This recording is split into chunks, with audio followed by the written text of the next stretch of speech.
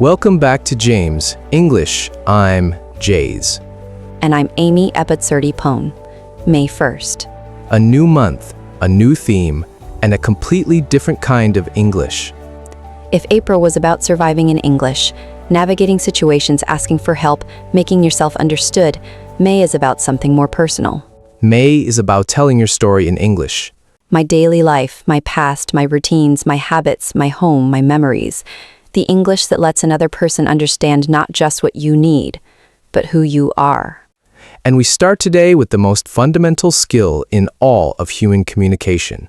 Storytelling. Telling a story in English, how to structure it, how to make it engaging, how to use the specific phrases that signal to a listener. Pay attention. Something worth hearing is coming. I have a theory about storytelling. Tell me.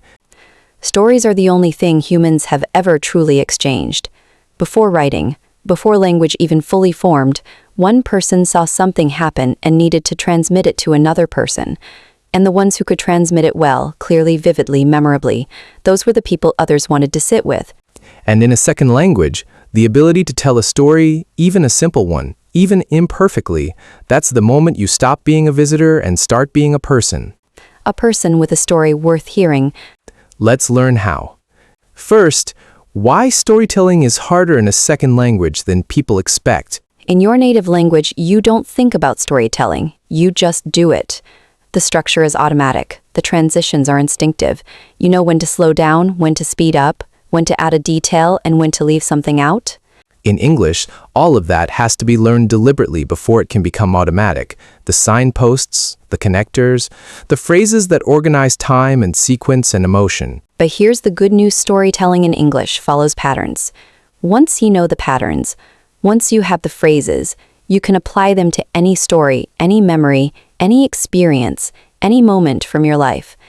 Today, we give you those patterns, and by the end of this episode, you'll have a complete storytelling stew kit for English. Let's start at the very beginning. How to open a story. Story openings. The first few words that signal a story is coming and it's worth your attention. When I was younger, a time marker that sets the scene in the past and signals personal experience. When I was at university, when I was living in London, when I was about 12 years old. Time, context too, pieces of information that immediately orient the listener. They know when, they know roughly where, now they're ready. I remember the time. Nostalgia-tinged opening, signals something memorable. I remember the time I got completely lost in Tokyo. I remember the time Jayz forgot to stop the recording. Ha! That only happened once. It all started when? Creates immediate momentum. The listener knows they're about to hear the beginning of something significant. It all started when I missed my flight. It all started when I found a note in my grandmother's cookbook. There was this one time, casual, intimate storytelling opener, used among friends. There was this one time I tried to cook a traditional Shanghainese dish for 20 people and completely miscalculated the quantities. This is actually a funny story, or this is a bit of an embarrassing story, pre-labeling the tone, telling the listener how to receive it before you begin. This is actually a really strange story. I've never quite understood it myself. You're not going to believe this. Creates anticipation. You're not going to believe what happened when I arrived at the hotel. Signals something surprising, unusual, or almost too strange to be true. I've been wanting to tell you this for a while. Makes the story feel deliberate. You've been saving it. I've been wanting to tell you about the time I met someone who completely changed how I thought about my work. All of these openings do the same thing. They make a promise. A story is coming. It will be worth your time, trust me. And in storytelling, especially in English, keeping that promise is everything. Now, the middle of a story, the most important part, and the part where most learners lose control. The middle is where things happen, where the sequence matters, where time moves forward and the listener follows you from event to event. Sequence connectors, the language that links moments in time. First, then, after that, next, eventually, meanwhile, at that point, before I knew it. Let me show how these work together. First, I got on the train. Then I realized I'd left my bag on the platform. After that, I had about 30 seconds to decide whether to get off or stay on. Eventually, I jumped off, just as the doors closed. Notice, short sentences, Clear sequence. Each connector moves the story forward. The listener can follow every beat. Adding detail at the right moment. The train was absolutely packed. That one detail, packed, tells you something about the environment. It was raining and I hadn't slept. Karenchok that makes the situation feel real. But the key is restraint. Don't stop the story to explain everything. Give one or two vivid details and keep moving. I had about 30 seconds to decide. That one clause creates urgency without over-explaining. Useful middle phrases. The thing was, introducing a complication. The thing was, I had my laptop in that bag. It turned out that, revealing something the listener didn't know. It turned out that the train went directly to the airport, nowhere else. What I didn't realize was, dramatic irony. You didn't know something important. What I didn't realize was that the next train wasn't for 2 hours. At some point, signals a shift in time or action. At some point I stopped panicking and started thinking clearly. Before I knew it, time passing quickly. Before I knew it, 3 hours had gone by. I couldn't believe. Expressing emotional reaction within the story. I couldn't believe how calm everyone around me was, drawing the listener into your inner experience. Not just what happened, how it felt. And looking back, stepping outside the story briefly to reflect. Looking back, I think I was more scared than I admitted at the time. This adds depth, maturity. The narrator of the story knows more than the person inside it. The ending of a story. How to land it? This is where many storytellers, in any language, lose their listeners. Either they don't know how to end and trail off into irrelevance, or they end so abruptly the listener isn't sure the story is over. A good ending does one of 3 things. It resolves the situation, it delivers the lesson, or it delivers the emotion. Resolution ending. In the end, eventually it all worked out. By the time I got there, everything was fine. It turned out okay, or at least okay enough. These close the narrative loop. The listener can breathe. Lesson ending. I learned that day that what it taught me was, I've never forgotten that. Since then, I've always. These turn the story into wisdom. You're not just sharing what happened, you're sharing what it meant. Emotional landing. I've never felt so relieved in my life. I was absolutely mortified. I think it was the happiest I've ever been. The emotional statement as the final note, the listener leaves with a feeling.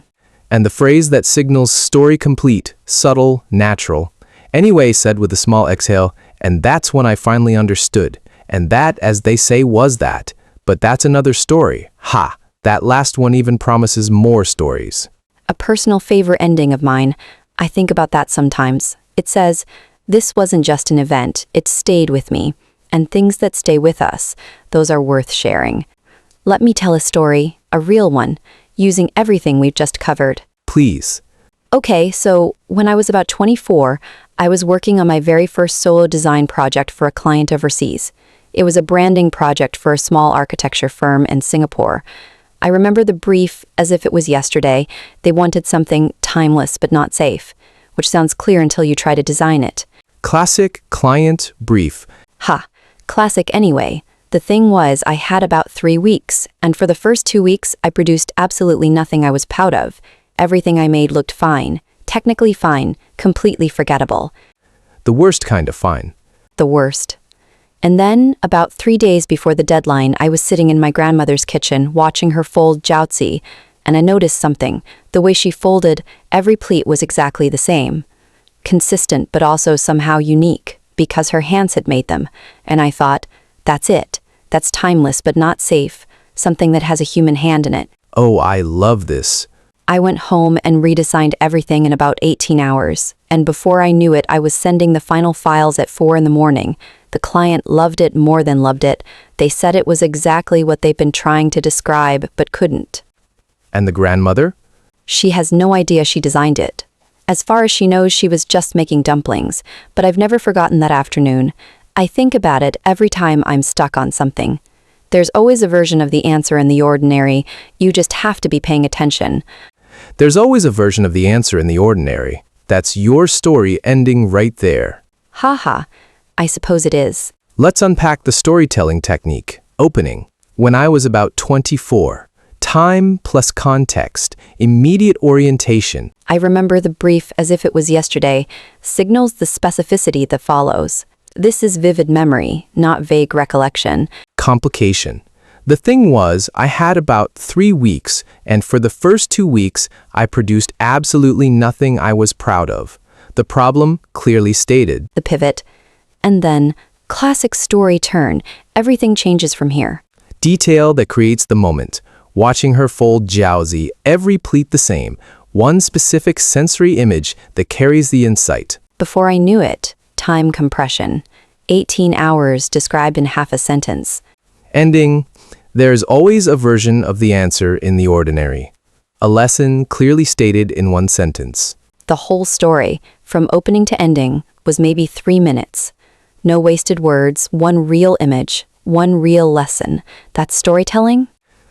Amy, I want to add something about the difference between telling a story in writing and telling it out loud, because in a podcast context, which is what our listeners are preparing for, spoken storytelling has its own specific requirements. Yes, written narrative can be dense, descriptive. You can reread a sentence in spoken storytelling, you have one pass. One pass, the listener hears it once, and it needs to land, which changes what works and what doesn't. Shorter sentences in spoken English storytelling, especially in casual conversation, sentences are short. I got on the train, I sat down, I realized immediately something was wrong. 3 sentences, 3 beats, easy to follow. Versus the written version. Upon boarding the train and finding a seat, I became immediately aware of an unease I couldn't yet articulate. That's fine to read in speech. By the time you finish that sentence, your listener has lost the thread. Repetition for emphasis in spoken narrative. Repeating a key word or phrase is natural and effective. The bag was gone, my passport, gone, my phone, gone, everything. The repetition creates rhythm and impact. Pausing at the right moment in a good spoken story, silence does work. And then she turned around, and it was my grandmother. The pause creates suspense. In writing, you'd use a dash or ellipsis. In speech, you just pause. Direct speech, quoting what people said, is especially powerful in spoken stories. And he just looked at me and said, I have no idea what you're talking about. Switching into someone else's voice briefly makes the story come alive. She said is weaker than, and she goes, which sounds strange written down, but is completely natural in spoken English storytelling. And I go, and she goes, and I go. Present tense for past events. Brings everything into the immediate moment. This is called the historic present. Using present tense to narrate past events, it creates immediacy and energy. So I'm standing there and this guy walks up to me and he says, even though everything happened in the past. Try it. Take a story you know well, something you've told before, and retell it using present tense throughout. So I'm at the airport. My bag is gone. I'm looking everywhere. You'll feel the difference immediately. The story speeds up. The listener leans in. That's the magic of the historic present. Present tense, past event, immediate feeling. Common mistakes in English storytelling and how to avoid them. Too much setup getting lost in background before the story starts. So you need to understand that at the time I was working for a company and we had a client and the client had been with us for 3 years and they usually paid on time, but this time. By this point, your listener has mentally left the building. Start as close to the action as possible. You can add background as you go. I should mention this was my first solo project, but get into the story first. Too much detail. Stopping the story to explain every element. His name was David, but we called him Dave, though his official email signature said D. Henderson. Nobody needed that. Keep moving. Not having an ending. The story trails off. The listener isn't sure if you've finished. Yeah, so that was a bit weird anyway. An ending that isn't an ending. What happened? How did you feel? What does it mean? Starting in the wrong place. I was born in Shanghai and grew up with my parents, and I went to school there. And after university, I moved to. We don't need the whole biography. We need the specific story. Using too many filler words. And then, and then, and then. A story that's all, and then is hard to follow. Vary the connectors. And then becomes, eventually, becomes before I knew it, becomes at that point. And the biggest one, translating from your native language. Stories have different structures in different cultures. Chinese narrative structure often builds slowly and reveals the point at the end. English narrative usually puts the essential information near the beginning and builds toward an emotional or meaningful conclusion. Not better or worse, just different, and knowing the English structure means you can use it deliberately. Your stories, in English structure, that's what makes them work in English conversation. One more thing I want to address. What do you do when you're telling a story and you suddenly can't remember a word you need? The vocabulary gap in the middle of a story. This happens to everyone in their native language and much more frequently in a second language. The instinct is to stop, to apologize. I'm sorry, I don't know the word. And then the story loses its energy. The better approach, keep moving and work around it. English has several natural phrases for this. What do you call it? You're searching for a word but staying inside the story. I saw this. What do you call it? The thing you use to measure distances in the old style, an old instrument. You've described it even without the word. It's a bit like comparing to something the listener knows. It's a bit like a compass, but for measuring distances rather than direction. You've communicated the concept even without the technical term. The thing is, pivoting around the missing word, the thing is they had this traditional instrument. Old brass, very precise, and they were using it to measure. You've moved past the gap. I can't think of the exact word, but being transparent about the gap while keeping going. I can't think of the exact word, but it's the kind of sound that echoes very specifically in stone buildings. The description compensates for the missing word. And asking for help naturally. Do you know what I mean? Is there a word for that in English? Inviting the listener to fill the gap with you, this turns a vocabulary problem into a small collaboration. There's probably a better word for this, but acknowledging imperfection while continuing. This is honest and charming. It shows self-awareness without stopping the story. These strategies, circumlocution, comparison, description, transparent acknowledgement, are not failures. They are sophisticated communication tools used by native speakers too. Every speaker, at some point, loses a word mid-sentence. The difference is whether you stop or keep going. In storytelling especially, momentum matters more than perfection. Keep the story moving, the listener will follow you. And more often than not, they'll enjoy the search too. Short story formats because not every story needs 3 minutes. Some of the best are 30 seconds. The anecdote, a brief illustrative story used to make a point, that actually reminds me of something. I was once on a train in Japan, and the anecdote makes an abstract point concrete. The observation, a tiny story almost. The strangest thing happened this morning. I was getting coffee and the barista said, small, specific, real. These are the stories of daily life. The callback, referencing a story you've already told in a later conversation. You know, like that time in Singapore I told you about. Building shared narrative between people who know each other. And the hypothetical story. Imagine you're standing at the airport and your passport is in the bag you just checked. Used to make a point or explain a concept by putting the listener in a story. All of these, the long personal story, the brief anecdote, the daily observation, they all use the same bones. An opening that orients, a middle that moves, an ending that means something. Once you have the bones, you can build any story about any experience in any conversation. Let's do a guided practice. I'll give you an opening. And Amy, tell a 30-second story from it. Ready. There was this one time I got completely lost. There was this one time I got completely lost in the Tokyo subway system. It was my first day in Japan. I had no data on my phone and every sign was in Japanese. I remember just standing there thinking, okay, breathe, find someone with a kind face. I eventually found a station employee who didn't speak any English but who physically walked me, to the correct platform. She pointed at my ticket. I nodded. She nodded. No shared language whatsoever. I got on the right train. I've never felt so grateful for a pointing finger in my life. Perfect opening. It was my first day. Immediate context middle, clear sequence detail, no data on my phone and every sign was in Japanese. The problem vividly stated. Resolution. She pointed. I nodded. Emotional landing. I've never felt so grateful for a pointing finger. That last line is the whole story in one phrase. The best endings often are. Homework. Tell a story. A real one. something that actually happened to you. Use the opening phrases, the sequence connectors, and a real ending. It doesn't have to be long. 30 seconds, 3 sentences, 1 moment from your life, structured like a story. And share it in the comments in English, even if it's imperfect, especially if it's imperfect. We want to hear your stories. That's the whole point of this month. Tell us something true about yourself in English, starting today. Tomorrow, episode 32, we go back to mornings, but this time, not just what you do, how you talk about your routine in depth, the past, the present, the changes. The English of my life these days. A rich one. Let's learn, speak, and grow together. See you tomorrow. See you tomorrow.